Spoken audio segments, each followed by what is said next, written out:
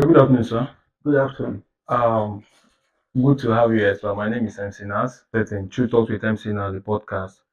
So today we deemed it fit to come and have a little discussion with the Director General of Greater Ohafia Development Authority. Can we meet you, sir? Once again, thank you for coming to GODA. That is a Greater Ohafia Development Authority.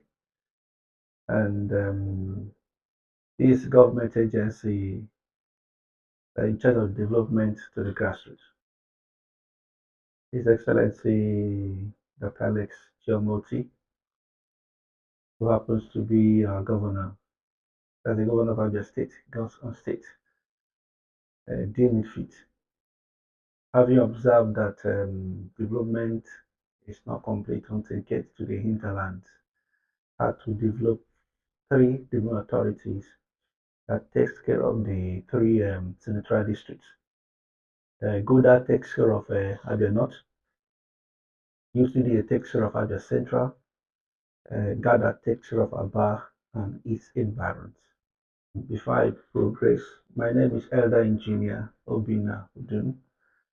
I'm an engineer by profession, also an entrepreneur. And before joining uh, Abia State government with Alex Oti, by the grace of God, I left being CEO of Onboard Global Concept, which is an oil and gas servicing company. And by the special grace of God, we were doing well, and we're coming here to bring our level of expertise to see that things are turned around for good in Abia State. So by good at being in charge of Abia North, Yeah. that means you have about five different local governments that GODA is taking care of. Yeah. That's fine, sir. What is the primary mandate of GODA? Okay. I'll take it in two forms. One will be the other one. The other one is the layman point of view. From the mandate, GODA, our major mandate is just to establish a sustainable urban centers throughout with good networks that will boost food production, harnesses numerous mineral resources, create job opportunities, and contribute to Abia economic growth in general. Then for the young man on the street, Yeah. the agenda is to ensure that development trickles down to the hinterland in Abia State. And the process of being in development, the economy of Abia North is being boosted. And that will also help the development of Abia State, increase the economy of Abia State vis-a-vis Nigeria as a nation. Thank you, sir. So, sir, upon your assumption of office as the DG of GODA, Mhm. what were the major challenges you faced, and what approach did you use to tackle most of those challenges, if there were any? Okay. Goda started from nothing. When we started, His Excellency in His wisdom, after our interaction, in every establishment, there's always interaction between the board and the running day-to-day executives. So there was an interaction between me and His Excellency. He shared his vision. He said, do something and come back, let's see. And then developed a program and went back to His Excellency. And in that program, he talked about the vision, the mission statement, a look at the goal. They will now broke it down into step by step what we ought to do. And we now have short-term goal, medium-term goal, No. and long-term goal. They will now created the low-hanging fruits. After that, we started breaking it down further. into further piecemeals. In project management, there's what we call work breakdown structure, session whereby you break each activity to the least minimum. So that's what we did. From there, we start thinking of need to have an office. We are talking about development in Abia North. Then we start to do node network. One or two things, which I went back to His Excellency. He now said, go ahead. So we started from nothing, and thus far, so you can see where we are. And this is built from nothing, and based on years of experience in the industry, different industry. I came from the oil and gas industry, from a people's engineer to project engineer to what they call it, software engineer. From them grow to supervisors, project manager, operations manager, GM, until become a CEO, Chief Operating Officer in oil servicing company. Even manage one asset over 30 under heritage and heritage exploration in Warri. So I've already learned how to build from scratch. So it was no longer a problem for me to come and start from scratch. It's like what I've been doing already. And that's one thing I see His Excellency does. He brings people who are already vast in their area of expertise to come and work with him. So it's no longer, that's why you can see the things, the marvelous things being done in Abia State. Thank you, sir. Thank you very much. So, sir, for the period of time you've been the DG of Goda, Yeah. what would you consider as Goda's major achievement? And how has this achievement affected the common people out there in these five different local governments? Okay. If you can remember, I talked about ensuring that development trickles down to The the hinterland. hinterland. Yeah, For example, you cannot talk about development without road network. exactly. And within this period, lots of road have been done with the approval of His Excellency. Starting like we started from doing a ring road in Ambebu, Ohafia. And by the grace of God, if you go there, it's almost a year plus, the road is still sound. And we done several roads in several local government, and some are still ongoing. Like Umunuchi, we've done about two standard routes, and we drilled water for them. They come to Sukwato, we've done two, we drilled two borehole for them, solar power borehole. And in the agenda of excellence, we are planning to do it like extra three or four before the year runs out. And we've done in Aruchik, we've done about two and two solar power borehole, and they are planning to do almost like three or four for the year runs out. And our team are doing the measurement. The surveyors are doing the survey work, and their design is ongoing. You know, we're in rainy season, we may not do much now. We come to Bende, we've done more than four routes in Bende local government, and we are still planning to do more. And if you come to Ohafia, which is the headquarters, we've done about five or six routes in Ohafia. And if you observe some of these places, for example, we are looking at Kwebi in Ohafia. In their lifetime, I don't think they can think of having road before. But because of the wisdom of the excellency, having this development, they're able to do road from Kwebi. Like we talk about Asaga going to Amuke, that road has since 1978, that bridge. They call it, my father had an accident someday, that was 1978 when my father told me. And in that accident, he was carrying a baby. The woman died. He was carrying the baby and had to hand over the baby to the father. You can imagine, 1978. And God used His Excellency to take away the tears from the people of Asaga, Amuke, and Okon that traverses that road to the youth. If you check it, for example, we're able to open road to Amanku. Though not how we tore the road and opened it, we were able to bury their chief. We get to Ufielako. These are interior, which nobody could have said. Another thing that will help development is agro. And we're looking at making Abia not as an agro-based economy state. oil-based section of Abia State. And by so doing, we now have a relationship with federal government agency in charge of training agriculturists to how to secure funds. And that's AMTI, Agricultural Rural Management Training Institute. And they are now domiciled in Ohafia. If you look, their training center is behind there. If you go down that open hall, they have their office there.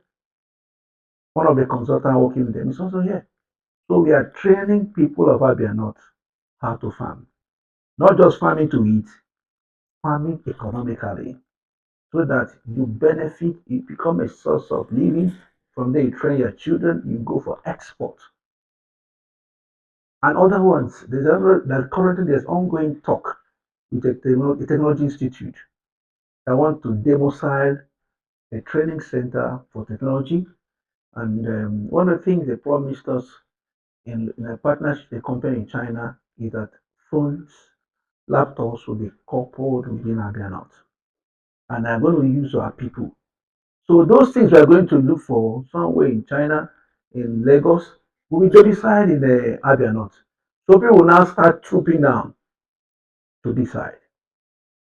And anyone from that will start the master plan for Abia North, which will help us establish where and where you're going to have this.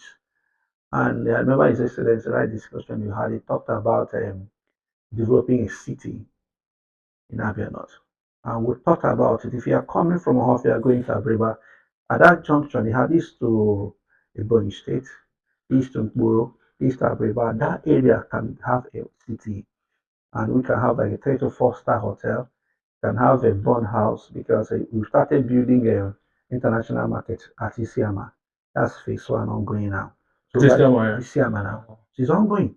And the next 1 month, the phase one will be ready. And we'll now go to phase two. It's going to be a daily market. So the economy of Abia North is going to skyrocket by the special grace of God. So a lot of things have been done, and so many things are still on the pipeline. You know, Rome was not built in a day. That's You true. take it one step. At a You time. know, the Bible says precept or precept, line upon line. So you take it step after step.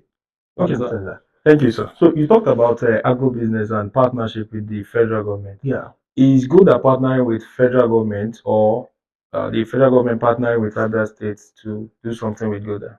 Okay. I want to really get that. You can't talk Goda and not talk at the state government. For sure. We are an agency Under under state government. government. So it is Abia state government that has a relationship With with federal. AMTI, Okay. which is Federal Ministry of Agriculture. Okay. That's beautiful, sir. By your explanation, Good. it means that Goda's effect has been felt in the 5 different local government areas, That's including Bende. That's true. Okay, that's a very beautiful one. So while infrastructural development is not a holistic something, it's not something you just do at a time. Yeah. You've mentioned roads, you mentioned pipeline water, you mentioned that grow. Yeah. Particularly, I want to speak about Ohafia now. Okay. Is there any plan for electricity restoration in Ohafia, particularly? Because I think if we're talking about infrastructure, electricity should be part of it. So, what's the plan for electricity as it concerns Ohafia? Well, once again, I think I need to thank His Excellency. As at now, I'm talking with you. There's light in Ohafia. The reception center at Abem, light have been brought in there. What we are working on now is its distribution. And if you release light power into the line, there will be trouble. So people from the electrical authority are now working on the lines. You understand? So because because of this long period, they didn't have light. Some has cut, trees on top of them, some has fallen. So what they are doing now is maintenance. Where the lines are bad, they'll replace them.